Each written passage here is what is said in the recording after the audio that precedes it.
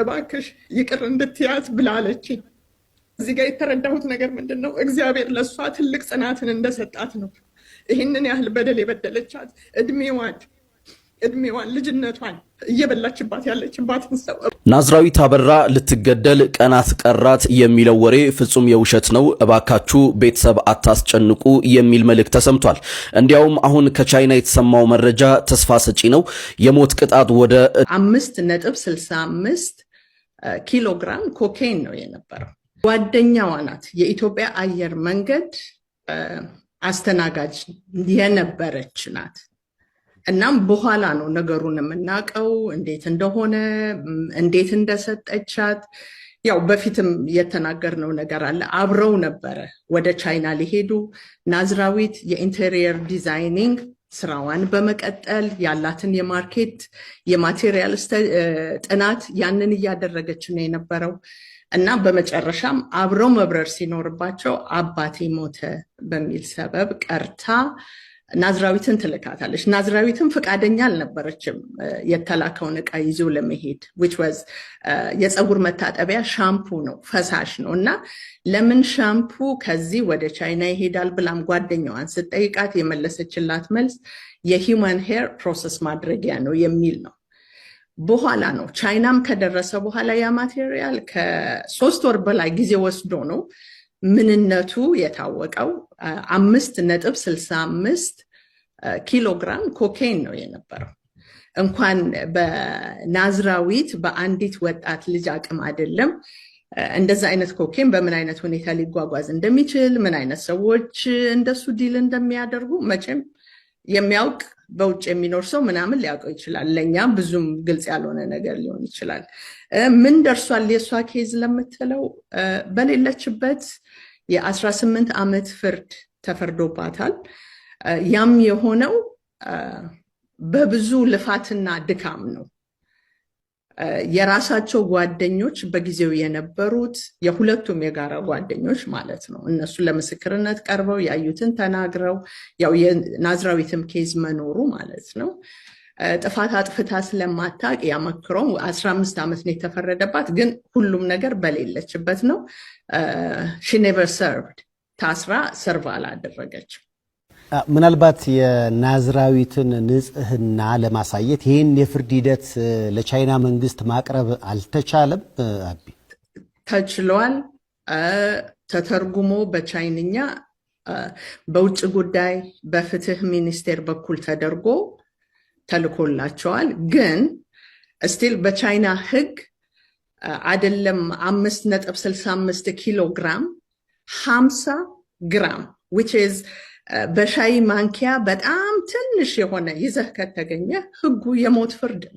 እናም ለናዝራዊትም በወቅቱ የተፈረደባት ሞት ፍርድ ነው። 2 ዓመት የሚሆን ዲቴንሽን ሴንተር ካቆዩት በኋላ ያ የሞት ፍርድ። እሷ ያንን አትጠብቅም። ሁልጊዜ የምትናገረው እውነቱን ነው የተናገርኩት ብላ ነው። የነሱም መከራከሪያ ሀሳብ አንድ ኢንጂኒየር እንዴት ይሄንን ነገር ኩዌሽን አታደርግም፣ እንዴት አልጠየቀችም ነው የሚባለው። እንኳን እሱ አይደለችም። እኔ በመጓዝበት ሰዓት ማንኛውም ሰው መጥቶ እኔ ጋር ለእናቴ መድኃኒት አድርሽልኝ ቢለኝ ሁለቴ ሳላስብ የራሴን ዕቃ አስቀምጬ የነሱን ይዤ እሄዳለሁ። ጠቅላይ ሚኒስትር አብይ ወደ ስልጣን ከመጡ በኋላ ከቻይናው መሪ ጋር ሁሉ እንደ አንድ ጉዳይ ይዘውት እንዳወሩም ሰምቼ ነበር። መጀመሪያ እውነት ነው? እውነት ከሆነስ በጊዜው የተሰጣቸው ምላሽ ምን ነበረ? መረጃው ካለሽ ብዬ ነው። የተሰጣቸው ምላሽ ምን እንደሆነ ባላውቅም እሳቸው ግን በትክክል አዎ ሜንሽን አድርገዋል። ስለታሰረችው ኢንጂነር አስባለሁ ብለው። አሁን እንዳልኩ ያው ነው፣ ፍርድ ያለ ኤክሰፕሽን የለም። ግን ህግ ነው። 50 ግራም የያዘ ሰው ሞት የሚፈረድበት አገር ላይ 5.65 ኪሎ ግራም ይዞ መገኘት እንግዲህ ምን ሊያደርስ እንደሚችል ማንም መገመት የሚችለው ነገር ነው። ለዚህ መሆኗም በዚህ ደረጃ መያዟ የሚመስለን ምንድን ነው? የኢትዮጵያ መንግስት ከዛ ካለው ግንኙነት የተነሳ ነው። አውስትራሊያዊ በኤክስኪዩሽን ተገሏል፣ እንግሊዛዊ ተገሏል፣ ካናዳዊ ተገሏል፣ ብራዚሊያዊ ተገሏል፣ ኬንያዊ ተገላለች። በዚሁ በእንደዚህ አይነት ኬዝ ማለት ነው። የናዝራዊት እስካሁን ያቆያትም ይመስለናል ከኛ ሀገር ካለው መንግስት ፕሬሸርም ግንኙነትም አኳያ ነው። እናም አሁንም እዚህ ላይ መተን እባካችሁ በሚዲያ ይሄ ነገር አይሁን የምንለው በሂደት ላይ ያለ ነገር ስለሆነ ሌላ ነገር እንዳያመጣ፣ ሌላ የሚያሳዝነን ነገር እንዳይፈጠር ዶክተር አብይም በወቅቱ ደውለው አናግረውናል። እናም የሚያስፈልጋት ነገር እንደሚደረግ እኛ ምንም የሚጎልባት ነገር ከአገሯ ከኢትዮጵያ ከባለስልጣናት ምንም ነገር እንደሌለ እናውቃለን። ምንም የሚጎልባት ነገር የለም። ለወደፊትም የተሻለ ነገር ይኖራል ይመጣልን ብለን እናስባለን። ፍርዱም ያልተፈጸመባት አገራችን ከቻይና ጋር ባላት ጥሩ ግንኙነት እና እነ ዶክተር አብይም ባለስልጣናትም የፍትህ ሚኒስቴርም የውጭ ጉዳይ ሚኒስቴርም ሁሉም ባደረጉት ርብርብና ባቀረቡት በተናገሩት ነገር ነው። እንግዲህ ትላንትና በጣም ስንጠብቀውና በጉጉት ሲጠበቅ የነበረው የእህታችን ናዝራዊት ጉዳይ ነበረ። አብዛኞቹ ሰዎች ደግሞ ሶሻል ሚዲያ ላይ የሚያወሩት ነገር ትንሽዬ ግራ የተጋባና በጣም የተቃወሰ ነገር ነበረ። በጣም ብዙ ነገር ሲባል ነበረ። እንግዲህ ልጅቷ ከኢትዮጵያ ጋር ካለው ከኢትዮጵያ መንግስት ጋር ካለው ሪሌሽንሺፕ የተነሳ ወደ ሞት ፍርድ የነበረውን ወደ እድሜ ልክ እስራት ተደርጓል። እንግዲህ እህትየው የረጅም ደቂቃ ቃለ ምልልስ ነበር ስታረግ የነበረው። አጠራ አድርጌ ነበር ያቀረብኩ ሁላችሁና ሁላችሁም በቻላችሁት አቅም ኢንፎርሜሽን አጠቃቀማችንን እንዴት ነው ወደ ሶሻል ሚዲያ የምናመጣው የሚባለው ነገር መታሰብ አለበት። እህታችን እንግዲህ ሁሉም ሰው ልትገደለው ሲባል ቻይና ላይ ያሉ መንግስቶች ይህንን ነገር የህግ አካላቶች ይህንን ነገር ሲሰሙ ወደ ሌላ ነገር ነው የሚቀየረው።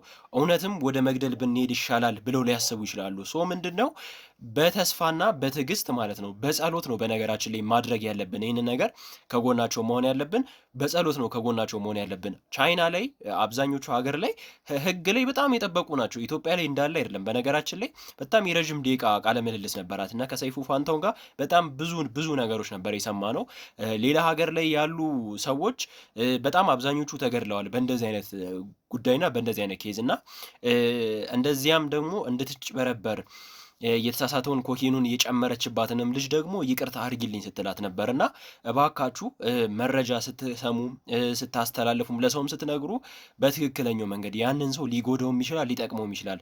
በይሳት ደግሞ እህትየው ምንድን ነው እያለች ያለችው እባካችሁ ይህንን ነገር የምታወሩትን ነገር በደንብ እያወቃችሁ አንዳንዴ እንኳን ባትሰሩ ብላለች። እና ይሄ ነገር መታሰብ አለበት። አንዳንድ መረጃ ወደ ሌላ ነገር ስለሚወስድ ነው ማለት ነው። እና ምድላችሁ ፈልጌ ነው ዛሬ ለእናንተ ያዘጋጀሁላችሁ ቪዲዮዎች ይህንን ይመስሉ ነበር። ሁላችሁም ለእህታችን ናዝራዊት ከጎኗ እንድንቆምና ድምፅ እንድንሆናት በምን አይነት መንገድ በትክክለኛውና በትክክለኛው ኢንፎርማቲቭ በሆነ መንገድ ማለት ነውና ውድ የዩቲዩብ ቻናሌ ቤተሰቦች ዛሬ ለእናንተ ያዘጋጀውላችሁ ቪዲዮዎች ይህንን ይመስሉ ነበረ።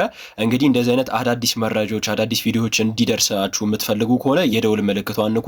ቪዲዮ ደግሞ ከተመቻችሁ ላይክ እየነካችሁ ሀሳብ አስተያየታችሁን ኮሜንት ላይ እየጻፋችሁ ሰብስክራይብ እያደረጋችሁም ደግሞ ቤተሰብነታችሁን እንድታሳዩኝ በትህትና ጠይቃችኋለሁ። በቀጣይ ቪዲዮ እስከምንገናኝ መልካም ቀን ይሁንላችሁ።